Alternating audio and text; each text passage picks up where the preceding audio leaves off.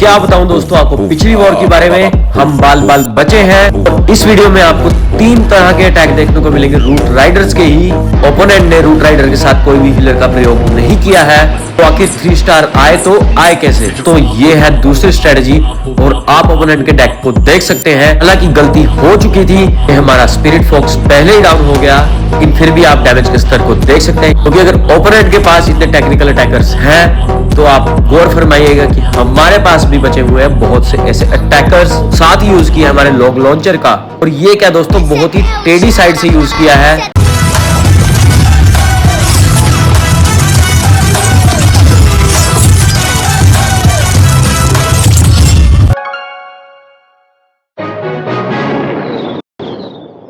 तो क्या हाल है दोस्तों, मैं आपका दोस्त प्रणव फिर आ गया हूं एक नई वीडियो के साथ। तो क्या बताऊं दोस्तों आपको पिछली वॉर के बारे में। हम बाल बाल बचे हैं। ओपोनेंट्स ने किए थे इतने धांसू अटैक कि आपको देखकर मजा आ जाएगा।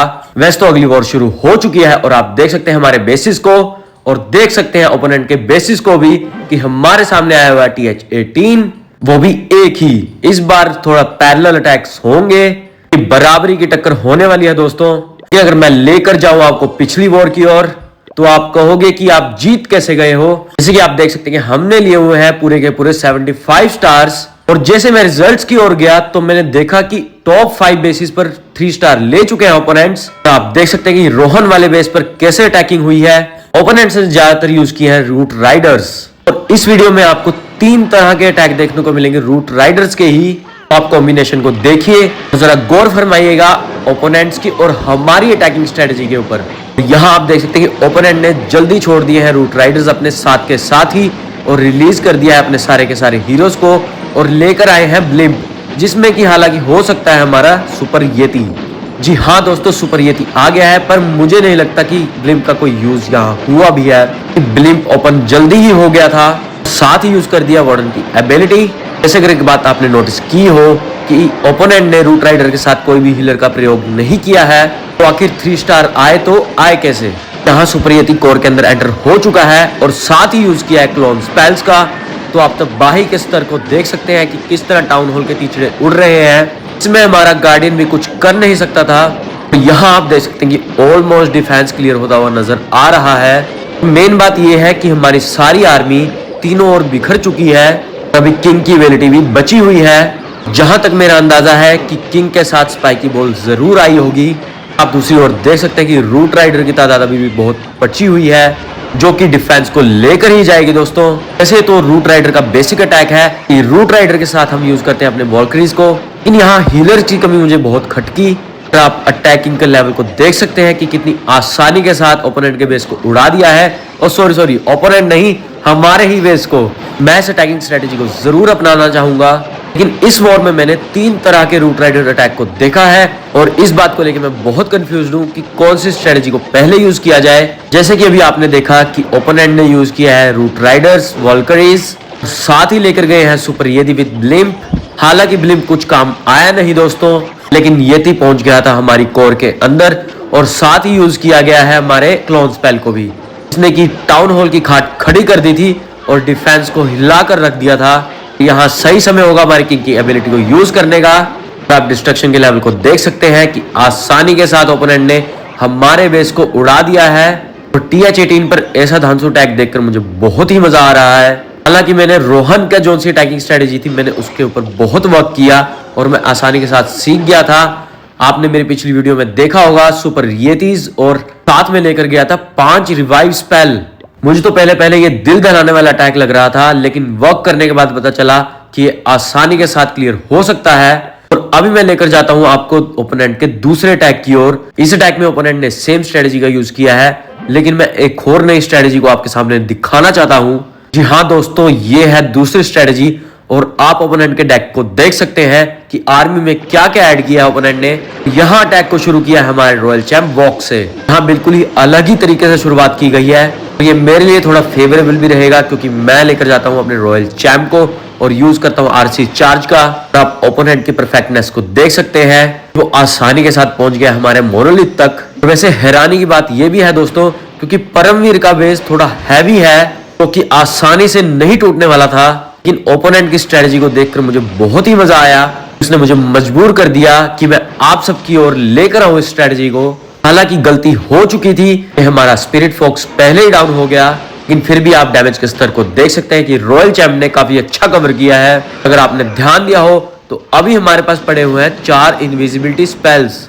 तो आप सोच सकते हैं कि किस लेवल का डैमेज और पड़ने वाला है ओपोनेंट के बेस पे।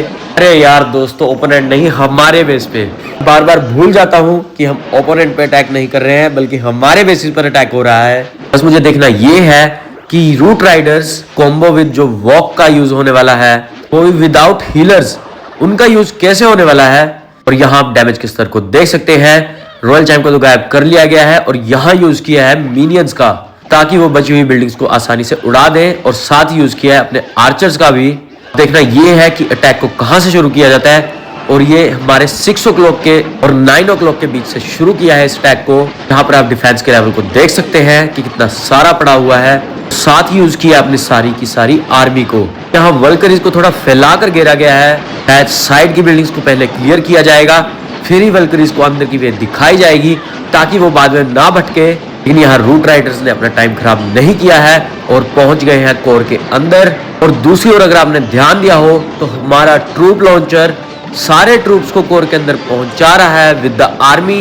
यहाँ ट्रूप लॉन्चर का इतना इफेक्टिवली यूज देखकर मुझे ऐसा लग रहा है कि हमें भी इस स्ट्रेटजी को यूज करना चाहिए। कि आप देख सकते हैं कि टाउन हॉल तक कितनी तादाद पहुंच चुकी है कि टाउन हॉल का बचना बिल्कुल ही मुश्किल हो चुका है। यहाँ डिफेंस से ज्यादा मुझे ट्रूप्स नजर आ रहे हैं और यहाँ किंग की एबिलिटी को भी यूज कर दिया गया है, ताकि वो आर्मी को वे दे सके कि आसानी के साथ पहुंच जाए हमारे डिफेंस की ओर। अगर कंपेयर किया जाए from the first attack of the opponent, तो ये अटैकिंग स्ट्रेटजी मुझे ज्यादा बैड एस लगी। कि अब ट्रूप्स के लेवल को देख सकते हैं कि कितनी ज्यादा स्ट्रेंथ बची हुई है। और डिफेंस के मामले में ओपोनेंट्स के पास कुछ भी नहीं है, तो हमारे पास यार समझा करो दोस्तों, समझा करो, भावनाओं को समझो। लेकिन अटैक बहुत ही मस्त लेवल पे हुआ है दोस्तों। आगे आने वाली वीडियो में आपको बताने लगा हूं कि किस वजह से ओपोनेंट्स हारे हैं। इन ओपोनेंट्स के अटैक्स तो बहुत ही करारे हैं। मैं इस अटैकिंग स्ट्रेटजी को पहले यूज करने वाला हूं, जरा गौर फरमाइएगा और मेरी अगली वीडियोस तक बने रहिएगा।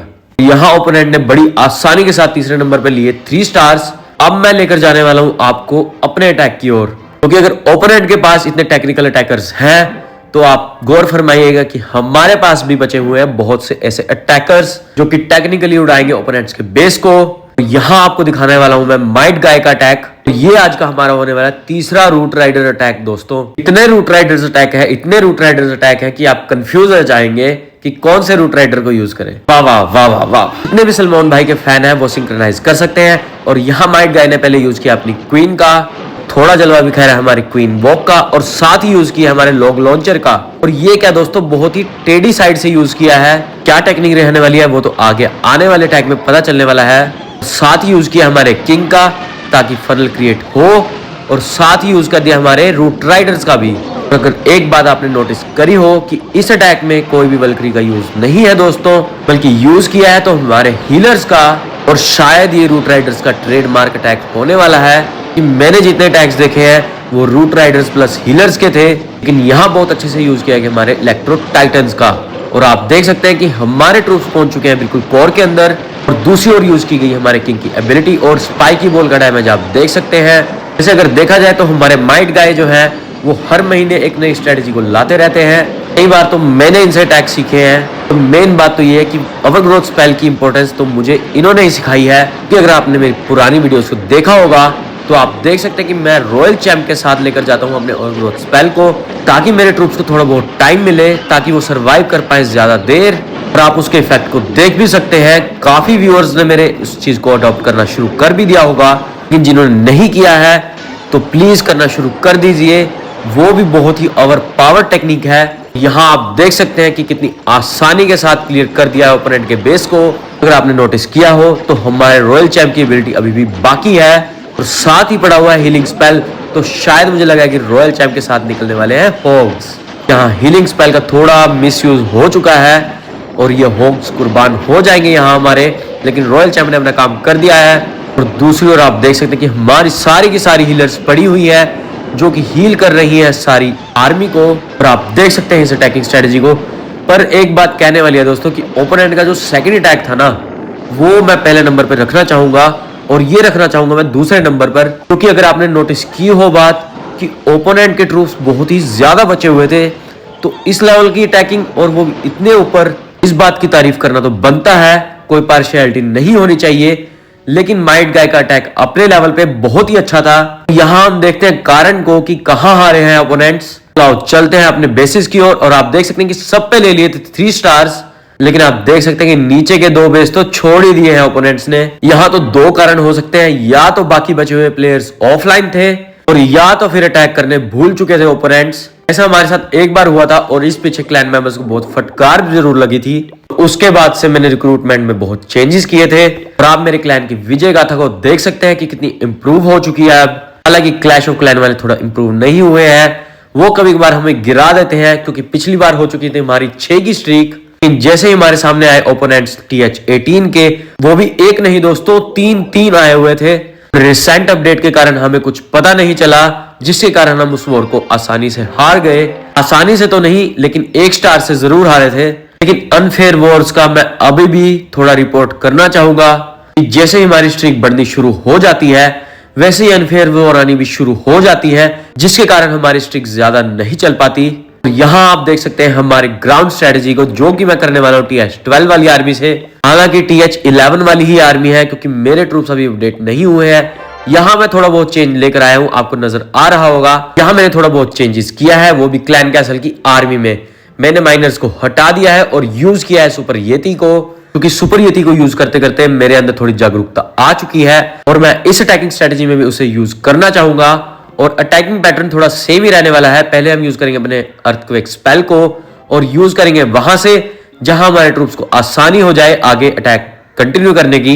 अगर आपने मेरी पिछली वीडियो को देखा होगा तो आप समझ सकते हैं कि अटैकिंग स्ट्रेटेजी क्या होने वाली है। और दूसरी ओर आप एक और बात देख सकते हैं कि मैं इस अटैकिंग स्ट्रेटेजी में लेकर आया हूं अवग्रोथ स्पेल को, ताकि मेरी आर्मी को कहीं भी जरूरत हो तो उन्हें थोड़ा मिले टाइम, थोड़ा हील करने का, थोड़ा बाकी डिफेंसेस को क्लियर करने का। यहां मुझे थोड़ी बहुत कंफ्यूजन हो रही है कि मैं लॉग लॉन्चर को कहां से यूज करूं, ईगल आर्टिलरी वाली साइड से या फिर टाउन हॉल वाली साइड से। क्योंकि मैं लेकर आया हूं ग्रोथ स्पेल, तो हम ईगल आर्टिलरी को थोड़ी देर के लिए रोक सकते हैं। डिसीजन इज फाइनल कि मैं यूज करने वाला हूं उसे अपने टाउन हॉल वाली साइड से।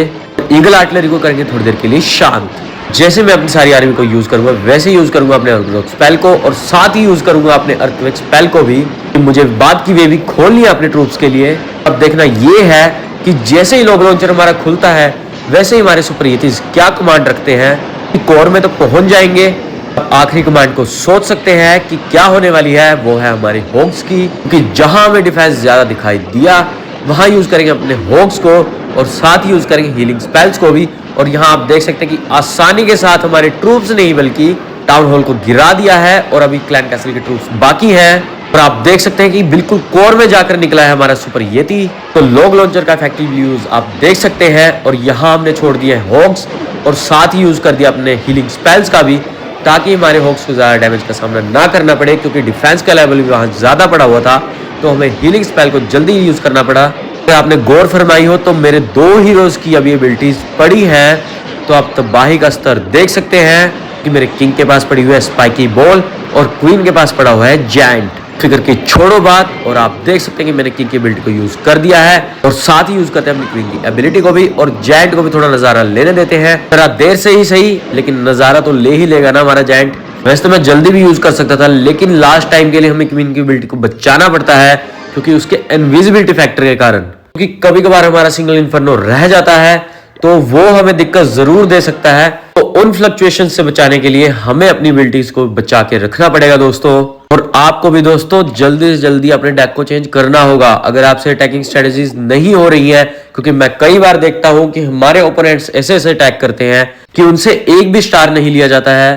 तो ऐसे अटैक करना तो बहुत नाइंसाफी है हमारे क्लैश ऑफ क्लैन गेम के साथ। तो जल्दी से दोस्तों अपने अटैकिंग स्ट्रेटेजी को चेंज करें और प्रैक्टिस करना शुरू कर दें अपनी न्यू अटैकिंग स्ट्रेटेजीज को।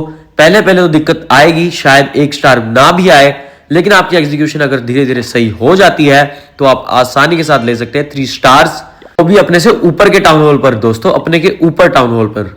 बस होनी चाहिए आपकी आर्मी मैक्स। चलते हैं अपने नेक्स्ट ओपोनेंट की ओर, और आप देख सकते हैं कि सामने आया हुआ है TH12 और ऑलमोस्ट सारा डिफेंस TH12 का हो चुका है।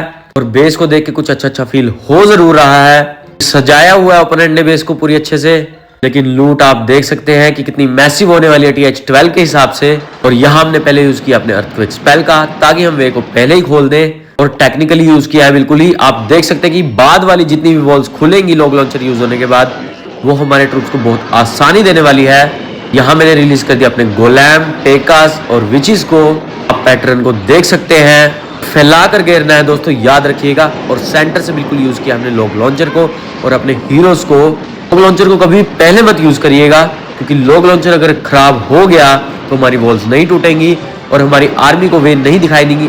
और ये क्या दोस्तों, हमारे क्लैन कैसल में से निकल आए हुए हैं बहुत सारे ट्रूप्स, क्योंकि हमारी आर्मी को थोड़ा पहुंचाएंगे जरूर, लेकिन हमने यूज कर दिया अपने फ्री स्पेल का।